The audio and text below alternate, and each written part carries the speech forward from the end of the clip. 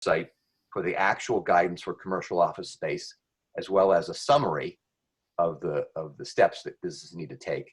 There's a Reopen CT badge that you can download to certify that you've met the requirements. Finally, all businesses should be posting clear signage at their place of business that not only indicates the rules for employees and customers, but also that any violations should be reported to the state's info line, which is 211. So employees, customers, and owners themselves should be encouraged to call that number if they find any potential violations of these rules. Went through a lot of stuff, a lot of information. Happy to summarize this as we go through it, hit on certain points. Wanted to sort of give you the big picture. And with that, I'd like to introduce Aisha Woods. Aisha is the Executive Director of the city's City Plan Department. She's also an architect by profession. And Aisha, I'd like to turn over to you to sort of offer your perspective, both your professional perspective and your administrative perspective. When you've taken a look at the rules, perhaps you can highlight rules that you think businesses should be focused on, and or the kind of considerations businesses should bring to trying to adapt and renovate their office space to accommodate their existing tenants and make their spaces as attractive to potential new tenants. So Aisha. Okay, thank you very much, Steve.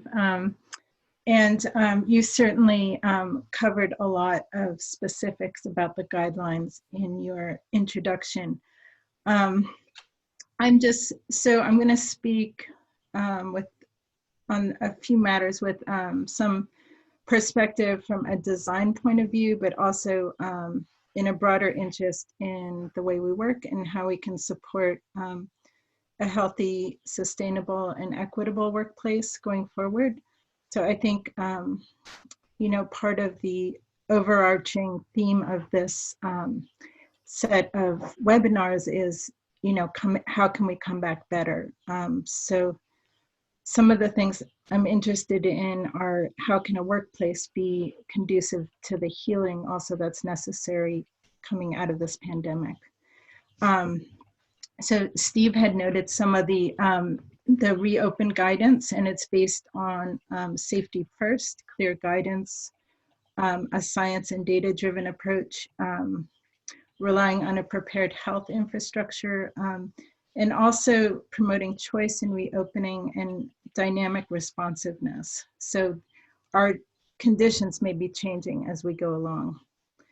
I'll focus on the specific CT guidance in a minute, but I wanted to also point out that there's many resources, many other available resources and interesting research on the workplace emerging from around the world. We're all in this together. So many people are and professionals are looking at the same issues. So some of the sources that I've looked at are from real estate leaders such as Jones Lang LaSalle, and nonprofit research institutions such as the Healthy Building Center at the Harvard T. Chan School of Public Health, International Well Building Institute, the United States Green Building Council, and the AIA, as well as many architects have also published ideas and guidance, and we can provide some links to these a little bit later. So I just wanted to step back for a moment and take a planner perspective and ask, how can we come back better? The overarching goals, again, are to prevent transmission and maintain business continuity, but can we do it in a more healthy, sustainable, and equitable way? So just some, some things I've learned in a brief review of the literature include, don't rush, really plan.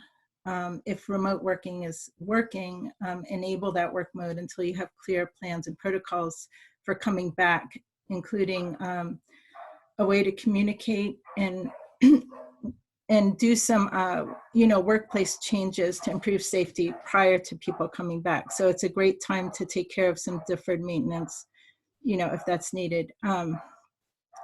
So plan to come back better. remote working might be working well for now, but in the long term, we're social creatures. And I wanted to just point to some research that Dr. Joy Hirsch, who's a world-renowned neuroscientist and runs the Brain Lab at Yale School of Medicine, some of her work, she's found through her experiments that live dynamic social interactions and face-to-face with direct eye contact stimulate very specific parts of the brain that are different than social interactions on screen. So in the long term, we will need live social interaction for our mental health. So, you know, that's a health imperative to return to work also.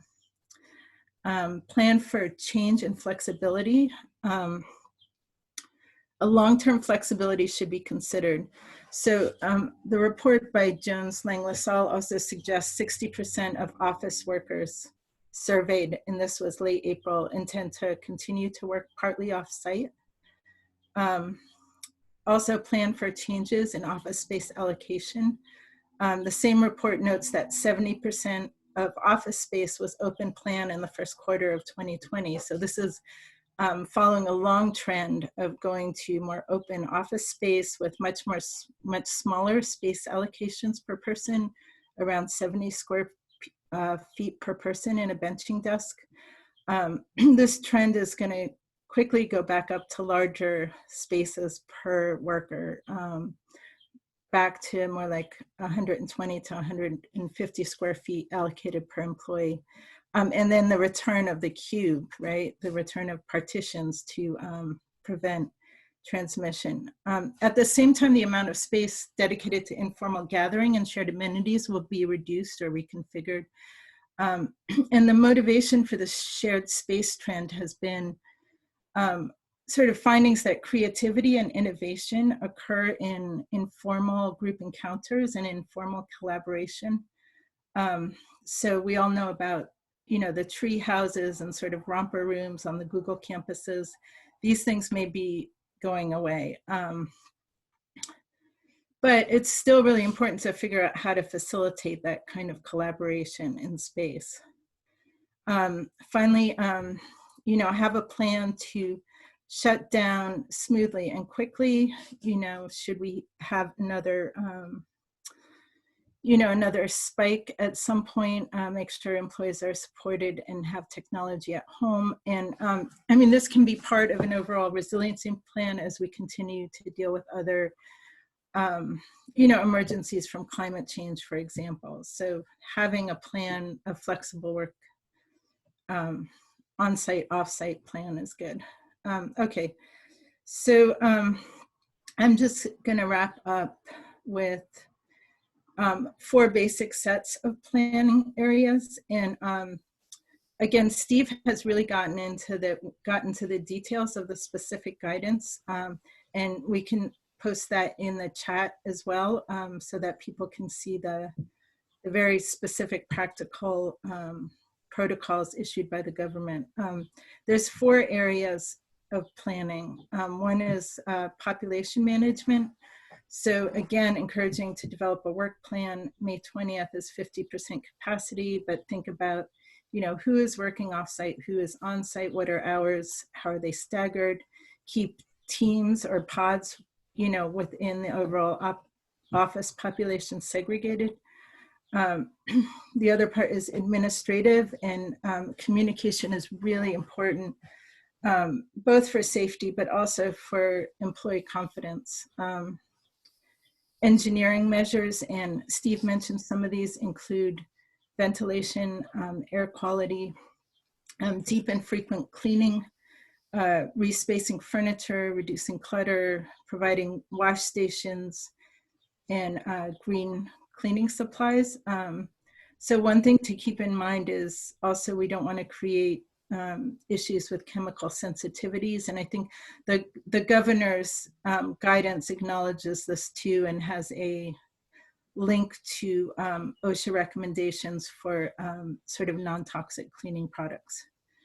And finally, provide personal protection, so masks, again, sanitizers for all the employees. So Steve, I think with that, I will turn it back to you. And again, the specific recommendations are very clear in the guidance document. So that is very helpful. And we'll post that. All right, Aisha, thank you very much. That was wonderful. Just to let people know, I've been monitoring the questions in the chat box, and a number of you have asked. First off, we will again be going through the questions at the end of the webinar, but also to the questions you've been raising. They're good points about, well, my workers went home to work from home, but if they come back to my site, we didn't technically close the business, but we closed the physical site. Conceptually, I would think that you'd still have to perform the protocol to make your physical site, to reopen your physical site. Your business has remained open, your physical site was closed, therefore you'd have to do some of the things that the state and Aisha was just mentioning in terms of your physical site. But those would be the kind of things that we will work on getting you answers for either during this webinar or subsequently. Having said that, I'd like to now pivot to our three excellent panelists who have a wealth of experience and knowledge to share. First, I'd like to introduce Chris Vigilante. Chris works for Northside Development. They own a number of buildings in New Haven and throughout the region, perhaps most prominently 195 Church Street, but there are certainly others. Chris has been in the industry now for many years. Chris, we set you up with a couple of potential questions, but why don't you take those away or talk about whatever you and your business are thinking about with the properties that you manage and the tenants you deal with. Chris? Sure. So we had, when this holding started back in March, we had many essential companies that needed to have access to their office space. So a lot of the protocols that are being instituted now, we started back in March, and it was important for certain companies to gain access. So the guidelines that the state of Connecticut sent out to us that we think are fabulous. We think that the office managers, we've sent them out to all the office managers of every single tenant in our building. In addition to those guidelines, we've also set up our own building guidelines as well, which are a little more stringent than some of the suggestions the state of Connecticut came up with. So I'm just going to run through what we're doing or planning on doing or in the process of doing. So back in March, we hired full-time personnel to just be high touch point day porters, basically, walking around with disinfectant and hitting all doors, handles, elevator buttons, handrails, of all the common areas, all the bathrooms, to ensure that, and we rotated through the building 8 hours a day during the working hours. Additionally, after hours at night, we do a complete disinfectant of all common areas as well too on a nightly basis. We are instituting, as of the Reopen Connecticut Day, as May 20th, potentially a day or two earlier. We're going to add a second or additional personnel, I should say, to now expand those disinfectant areas on a more frequent basis, and also expand it to where our restrooms will get cleaned at least twice a day, again, from 8 o'clock in the morning to 4 o'clock in the afternoon or 5 o'clock in the afternoon, and then they'll be completely disinfected at night. We're in the process of adding hand sanitizer stations. It's been very difficult to get. We've ordered 20 of them, one for every floor outside the elevator, in every single common elevator, and in the lobby as well too. So they should be in our hands in about 2 weeks. We're in the process of upgrading our HVAC system. We are going to a hospital grade filtration system throughout the building. And in addition to that, we're forcing more fresh air into the building on a regular basis. We're letting stagnant air apparently is not a good thing. So we are having our fan rooms run almost 24/7 to keep air moving and bring constant fresh air into the building. Simple things like we are not letting contractors such as UPS and FedEx to roam throughout the building delivering packages. We've limited that to coming into the lobby, setting up a station where UPS, FedEx, et cetera, drops off their packages, and tenants would come down and pick them up. We have a great conference room. I think Steve and Mike have been in our conference room, our conference facility. That will remain closed until we get guidance from the governor or state of Connecticut that social gatherings of more than 5 people can happen.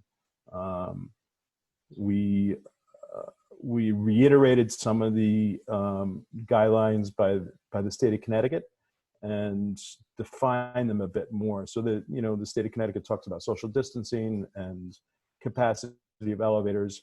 So we've asked and posted signage as of yesterday, actually, to limit occupancy of all elevators to 2 persons per car.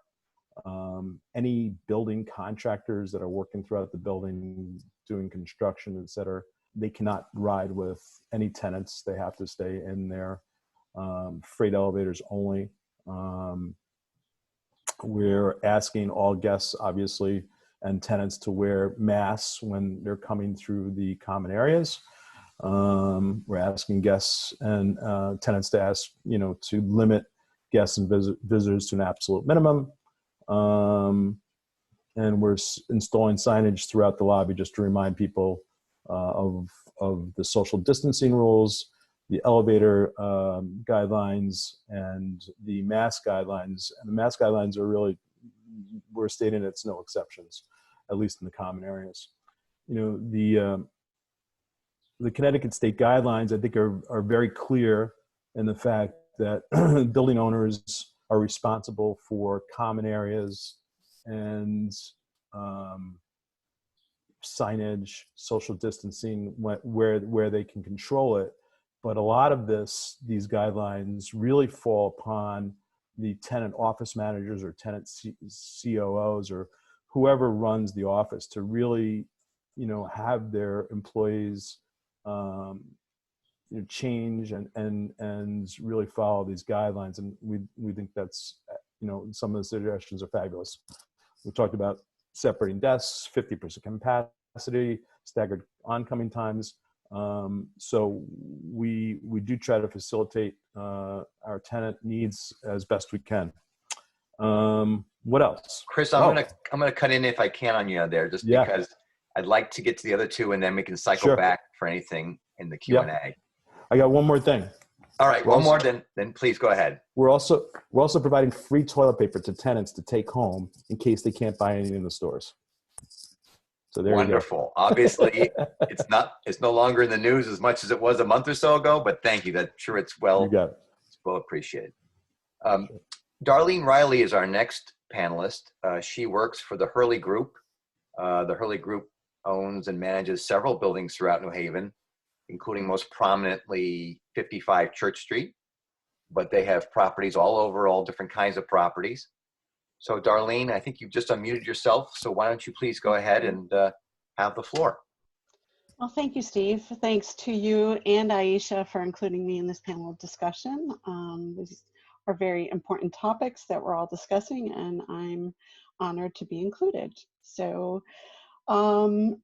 as Chris mentioned, we are doing many of the same, implementations of sanitizing, disinfecting, social distancing, following all these guidelines as well in our building in preparation for reopening. But in focusing on our small to mid-size office tenants, we're seeing that most plan to continue to work from home and only have minimal staffing returning maybe in June or even later. Their plans include staggering their staff throughout the summer And that would allow adherence to the 50% capacity, the distancing guidelines, and square footage guidelines in the offices, so that they didn't have to go through a complete redesign of their space, but basically just use distancing and reduce capacity in order to meet those guidelines. Most of our tenants also want to take it slow so that they can better understand the implications of reopen and see the development of new or better practices to follow going forward.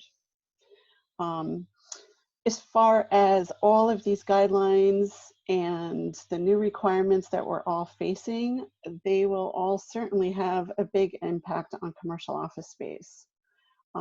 The open offices that we've seen develop over the past few years with, as Aisha mentioned, like a bench type desking or cluster workspaces and huddle space will most likely disappear and have to be replaced with small private offices or workstations that have very high wall dividers in order to maintain proper distancing between employees. This could see a result in a need for additional square footage in order to achieve these guidelines and reduce the population density within an office space. This work from home experiment that we're all in is also demonstrating that companies may not need as much space going forward. Many experts that we are following, like JLL and Cushman Wakefield and others in the field, are envisioning a transition where workers rotate days in the office with days working from home, and that all office space becomes shared, reducing the overall footprint that might be needed. This is all new, and who knows what we're going to see coming out of this. But as of today, we haven't seen a significant increase in available office space, but we do anticipate changes coming up as leases come up for renewal and we reach, post-COVID with new information about our office needs. Many landlords do anticipate that the office environment is going to change dramatically. And as such, landlords need to be creative, both in adapting space for new uses and in crafting flexible lease terms, in order to move ahead and stay successful. At this point, it's all still very new, and we anticipate seeing the ripple effects for quite some time. It's just, this is something that we've never experienced, we've never gone through. So, we're all trying to pivot and do our best and come out of it, better prepared and better educated. Thank you, Darlene, very much. And your comments are a perfect segue on design issues, because we have on the panel Eric O'Brien. Eric is the principal, I believe, of Urbane New Haven, which is a very prominent local design firm. He's been involved in projects most notably like the district, but he's also got other things going on around the city and has for a number of years. So Eric, when we talk about redesigning spaces, adapting and renovating spaces, what kinds of comments or thoughts do you have? So please, Eric, welcome. Thanks, Steve. Yeah, so, obviously since the start of this, we've been, buried in it and trying to figure out like what's next. And, here, our offices are here at District. We're mainly construction and, so we've got projects going on. We're listed as essential businesses. So we've been open since this, and gradually seeing all the changes and started implementing all these things that are in the governor's guidelines now. We've had an implementation for several weeks now, and it's at first it was a challenge. People were like, well, we have to wear face masks and this and that, and but people quickly adapted to it. And so what we did in our office, on the first day where this started to come down, we said, okay, well, our office is laid out like this. How do we create circulation so we're not crossing each other at odd spots and times, and someone's walking out of their office and not knowing where someone else is. So we did a very simple thing. We kind of took guidance from what the retail supermarkets were doing and creating one-way zones for hallways, and we're carrying that through. And so it works very well in our office. And so as we're looking at reopening co-work to a lot of companies on the 20th, we've done the same thing. So our co-working spaces were generally designed for they're smaller offices. There's several corridors and hallways, and so we just kind of created a series of one-way streets down those. So I think that's going to be a big help. Our main corridor in the building for us is very fortuitous, is that we designed them very wide, big main entry doors. So there's lots of space for tenants to move around and keep that social distancing. We took all of our corridors they're active corridors, in that we have lounge spaces in our corridors.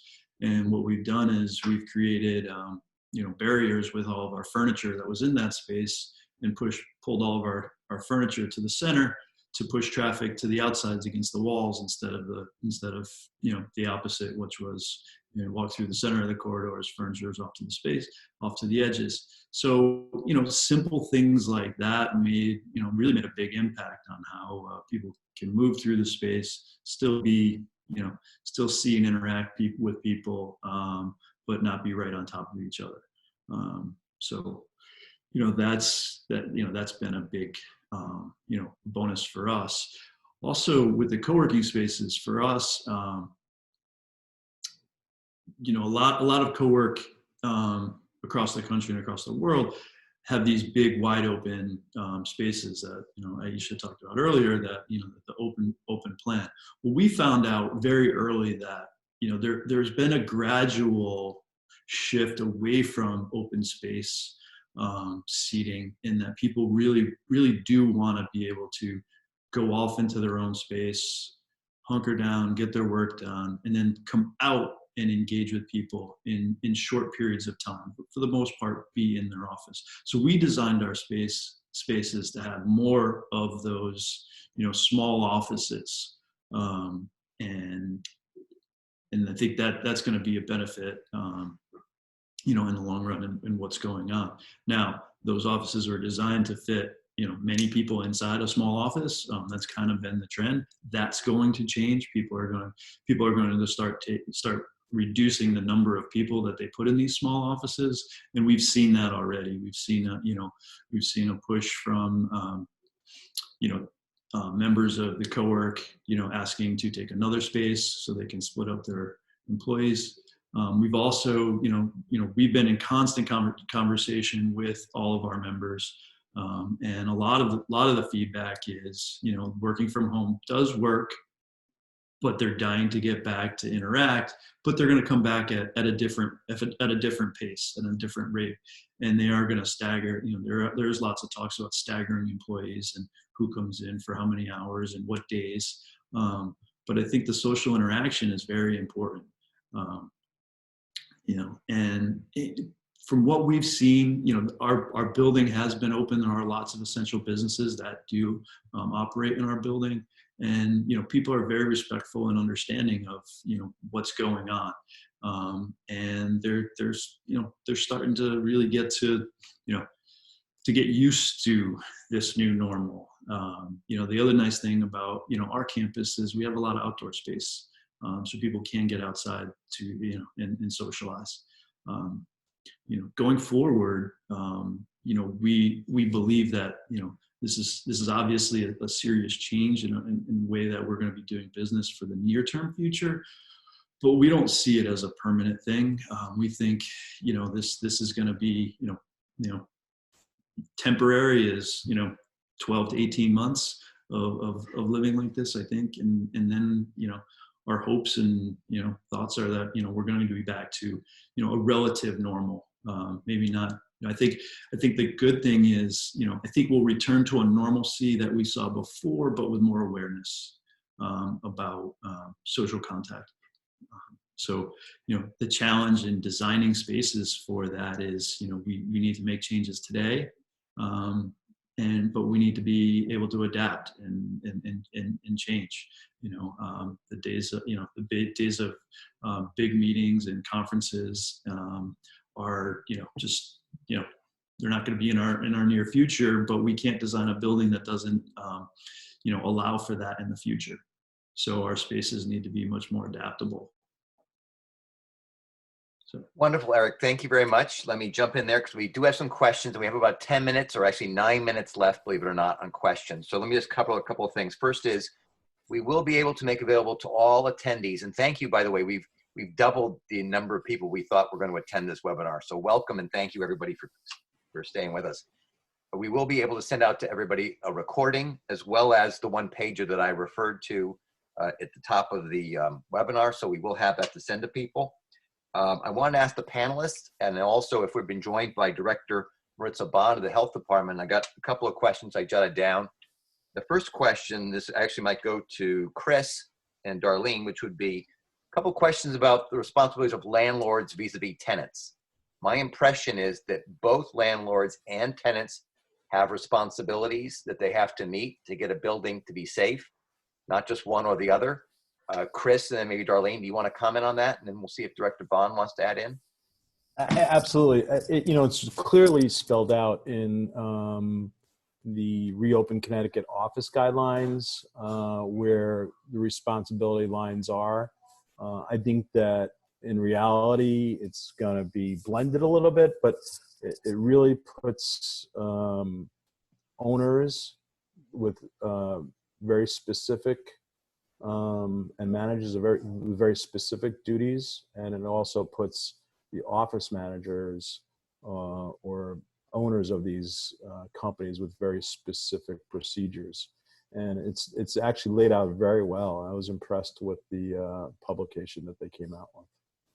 Yeah, I echo the sentiments that Chris just shared, and Aisha, thank you for sharing the link again, so that those that are on can review the link. It's really critical to know what these guidelines entail, so that your organizations can be preparing and ensuring the safety of who will be commuting into these different establishments.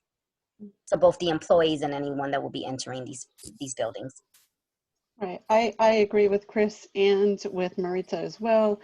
And I believe that, both landlords and tenants have the responsibility, and they have to work together to protect the health and well-being of all of us. So, and I think too, a lot of it is mentioned in leases, refer back to leases, landlord and tenant responsibilities. Thank you both, actually all three of you. Next question I think would be for Director Bond and then for Aisha. A couple of questions about closed versus non-closed. If a facility, a law office or something has sent employees to work from home, closed the office to clients, to bring people back to that physical site or facility, do businesses have to self-certify and go through the protocol? Director Bond?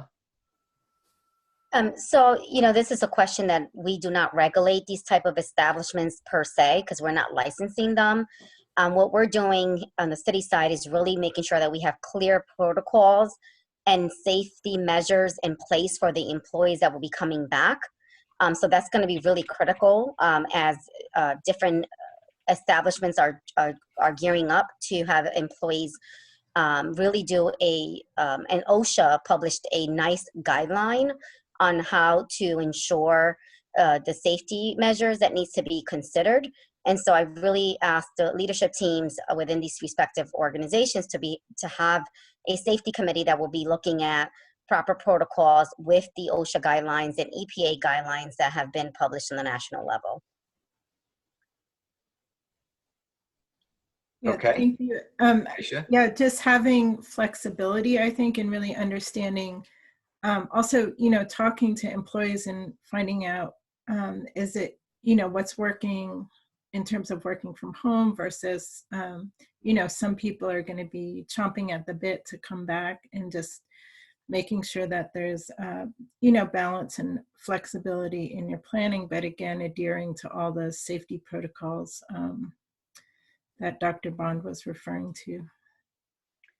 Great. We've got about time for about 2 more questions. One thing I think, Aisha, you may have touched on, perhaps you and Director Bond could just quickly say, there was a change of 70 square feet to 110 square feet per person. Was that a comment that somebody made, and could they just expand on that? I'm happy to address that from an architecture perspective. It's really, if you look at, firms that supply office furniture, they've, over the past years, it's really, there's been a real trend towards a benching system where, employees are lined up on either side of a bench table. That reduces the overall square footage per employee to about 70 square feet per employee. Once you put somebody in a cube, and maintain that sort of 6-foot radius or even a larger radius, then obviously that increases the footprint for each workstation. So it really has to do with a workstation metric. Okay, and Director Bond, perhaps actually you can touch on this one. Somebody asked about whether or not the city will be promulgating protocols or guidelines with regard to public spaces in the city. It's a little off topic, but just thought you'd be the one to ask about that question. In regards to public spaces, in regards to like parks and beaches and things of that nature? I think that was the question. Yeah, absolutely. So we are exploring that with the reopening committee with Michael Pispatelli's team, and we actually were talking about some of the public spaces and how we're going to resume moving forward. So there are conversations with the team about that. And once we have guidance available, we will certainly communicate that to the public. Great. I think if we can squeeze one more question in, had to do with bathrooms. Eric, maybe, and then Director Bond, you want to talk a little bit about redesigning bathrooms, or how bathrooms might be redesigned or need to be redesigned going forward? Sure. Yeah. You want to take a stab at it? Yeah, I know. I mean, or you can pass. Yeah, we're obviously thinking about it. Bathrooms have to have door locks. They have to have, like when you have like individual stalls, like, there's lots of touch points. So yeah. Redesigning in the future, do you go with, the thought is, it's a trend that we've been pushing for a while now, is going with more single use bathrooms. It's more expensive on the build out, but I think people actually really enjoy that. They're smaller bathrooms, so when you enter it, you're in your own space. You have paper hand towels. You can wash your hands. You can open the door with the paper towel. Just having the trash can placed right next to it, drop the towel in, walk out, and it seems like a more comfortable and safer environment.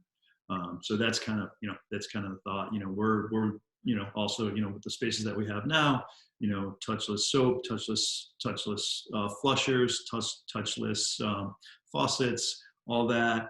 We've installed foot openers on the doors to so you can now, instead of touching the handle on the entrance doors, you can you step on this little foot grabber, pull the door open, walk out.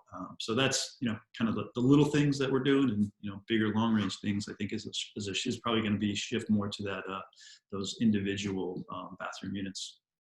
And I think for me, from the health, can everyone hear me? Yes, actually, although Director Bond, I've been told we have 30 seconds, so I've got to just ask if I can.